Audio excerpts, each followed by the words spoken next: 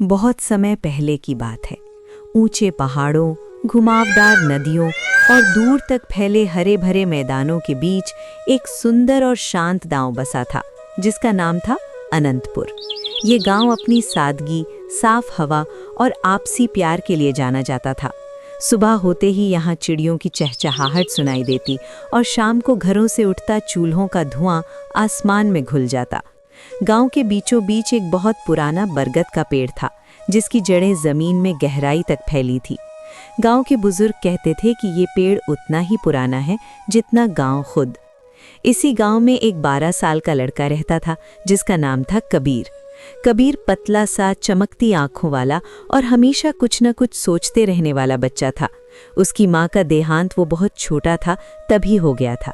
पिता रामदास एक साधारण कुम्हार थे, जो मिट्टी से बर्तन बनाकर अपना और बेटे का पेट पालते थे।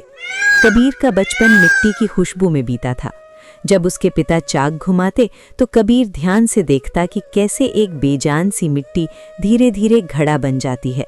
उसे लगता जैसे मिट्टी में कोई जान छुपी हो। कबीर को मिट्टी से खेलना बहुत पसंद था। खाली समय में वो छोटी छोटी मूर्तियां बनाता, कभी चिड़िया, कभी हाथी तो कभी इंसान।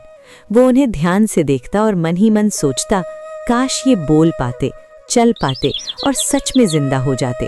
उसके पिता हंसकर कहते, बेटा, मिट्टी से दोस्ती अच्छी है, लेकिन सपनों में मत खोया कर। कबीर मुस्कुरा देता, लेकिन उसके सपने और गहरे होते जाते। एक दिन गांव में अजीब सी बेचैनी फैल गई। लोगों ने देखा कि गांव के पास बहने वाली नदी का पानी कम हो रहा है। पहले जो नदी घुटनों तक बहती थी, अब टखनों तक आ गई थी। खेतों की मिट्टी सूखने लगी, फसलें मुरझाने लगी और जानवर प्यासे भटकने लगे। गांव के बुजुर्गों ने माथा पकड़ लिया। उन्होंने कहा, अगर नदी सूख गई तो हमारा गांव भी सूख जाएगा।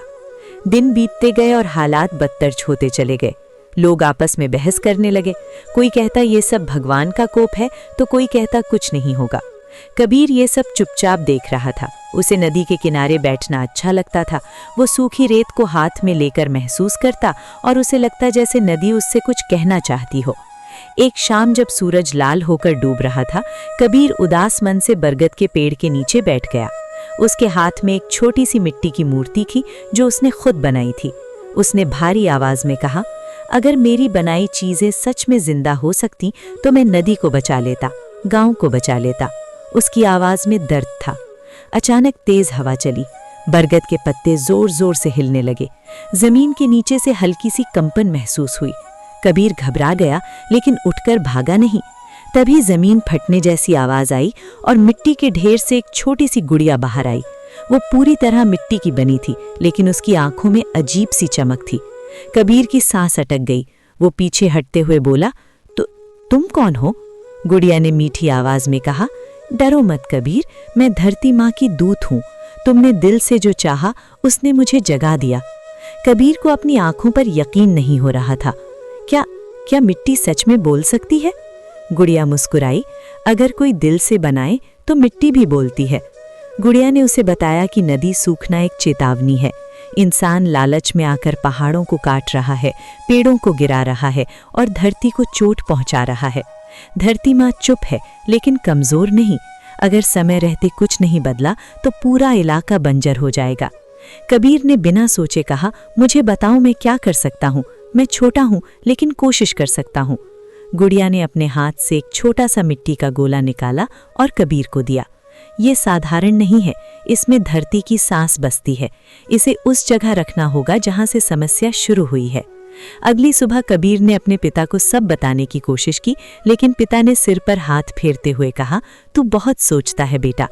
गांव के लोगों ने भी उसकी बात पर ध्यान नहीं दिया, लेकिन कबीर के दिल में अब डर नहीं था। उसने तय कर लिया कि चाहे कोई साथ दे या नहीं, वो जाएगा।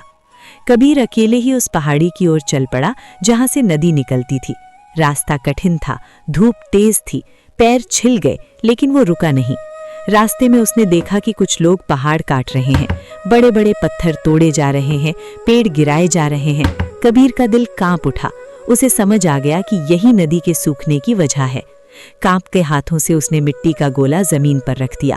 अचानक जोरदार आवाज हुई। जमीन हिलने लगी, हवा तेज चलने लगी और आसमान पर बादल घिराए। लोगों के हाथ से औजार गिर गए। पहाड़ की दरारों से पानी की पतली धाराएं निकलने लगी। एक गूंजती हुई आवाज चारों ओर फैल गई, धरती माँ को चोट पहुंचाना बंद करो। लोग डर गए। पहली बार उन्हें अपनी गलती का एहसास हुआ। सब ने हाथ जोड़ लिए और माफी मांगी। उन्होंने कसम खाई कि अब पेड़ काटेंगे नहीं, बल्कि नए पेड़ लगाएंगे। धीरे धीरे नदी फिर से बहने लगी। पानी साफ और ठंडा था। खेतों में हरियाली लौट आई। जब कबीर गांव लौटा तो लोगों ने उसे घेर लिया। किसी ने उसे हीरो कहा, किसी ने भगवान का दूत। कबीर ने सिर झुकाकर कहा, मैं कुछ नहीं हूँ, धरती ने खुद को बचाया है। उस रात कबीर फिर बरगद के पेड़ के नीचे बैठा। मिट्टी की गुड़िया आखिरी बार आई। उसने कहा, तुमने साबित कर दिया कि सच्ची ताकत उम्र या ताकत में नहीं, बल्कि सोच और हिम्मत में होती है। इतना कहकर वो मिट्टी में मिल गई। साल बीतते गए। कबीर बड़ा हुआ, लेकिन वो कभी अपनी जड़ों को नहीं भूला। वो कुम्हार ही बना, लेकिन अब वो बच्चों को मिट्टी से प्यार करना सिखाता, पेड़ लगाने की सीख देता और नदी को माँ कहकर बुलाता। अनंतपुर फिर से खुशहाल हो गया। आज भी जब नदी बहती है और हवा बरगद के पत्तों से टकराती है तो ऐसा लगता है जैसे धरती मुस्कुरा रही हो। और अगर कोई ध्यान से सुने तो शायद उसे मिट्टी की धीमी सी आवाज़ भी सुनाई दे, जो कहती है, जो मुझे समझे वही सच्चा हीरो है।